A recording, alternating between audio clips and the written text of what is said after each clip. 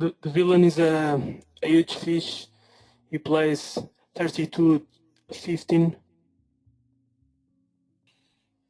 and he has usually plays shorter than that. Usually play with like 40 BBs, and he has a very high check raise on raising position on the flop. He raised a lot in position against c-bet, and also check raise some turns. Sure.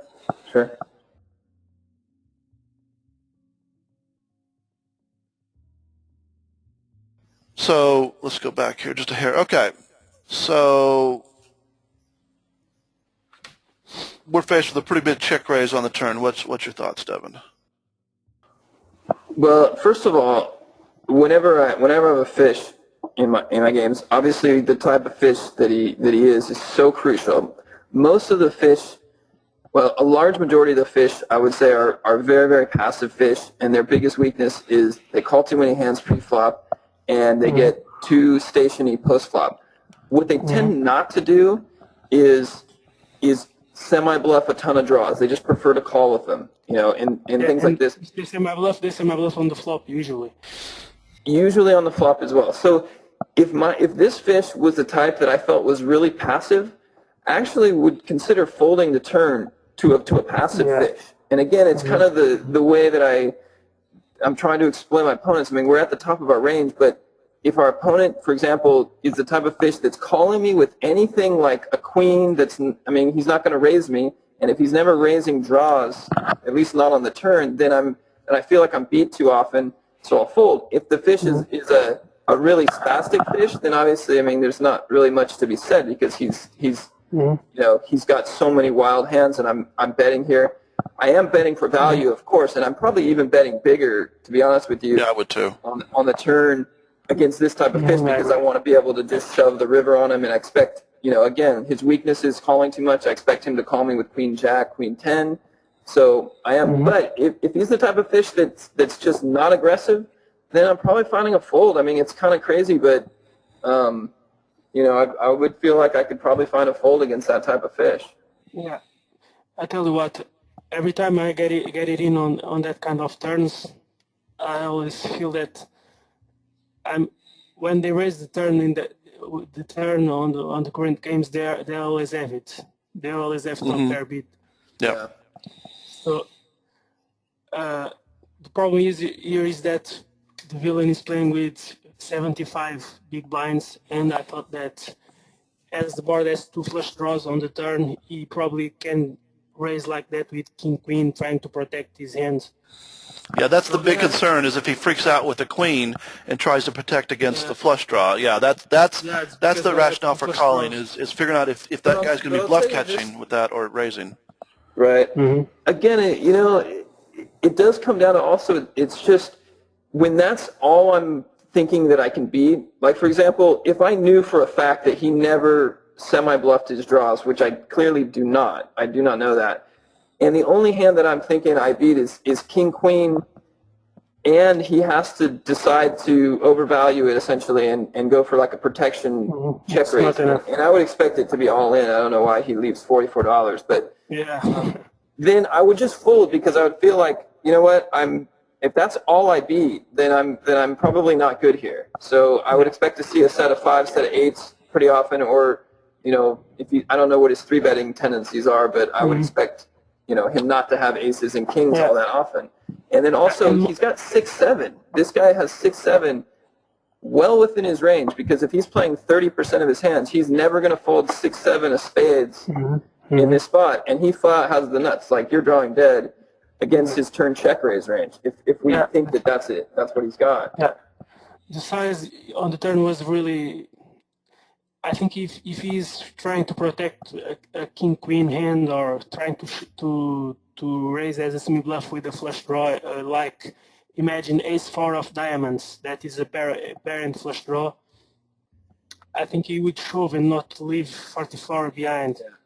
To be honest with you, this type of guy, I know it sounds crazy, but I actually don't think he's raising ace-4 diamonds here on this turn. I think he's just calling $20. You've offered him a great price to just call his hand. I feel like he's calling you with ace-4 diamonds here. watch, you're probably going to flip over ace four diamonds. Imagine that we are against tag on this turn. Yeah, a tag player that we are readless, not a lot of reads. Yeah, if we're absolutely readless, then it's probably a call given how many draws there are. I'm still not loving it just because I feel like a lot of guys like to get their flush draws in on the flop. Yeah, I don't know.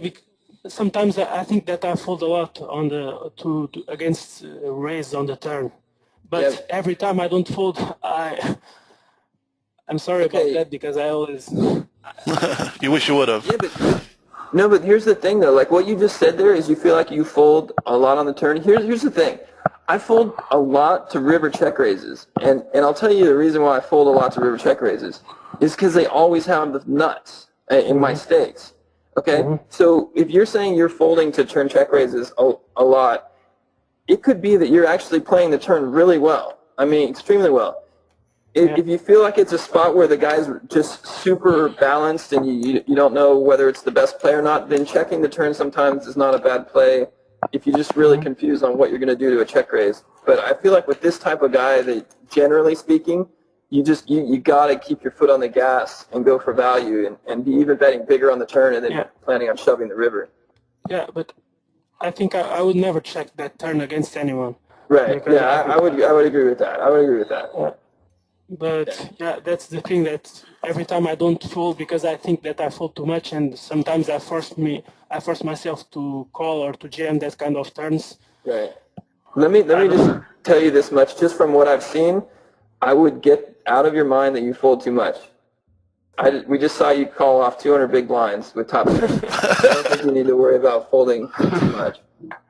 You know, Devin and I worked together a lot for a number of years, and one of our biggest conversations we have is we just feel like gigantic pussies because we're always folding to raises.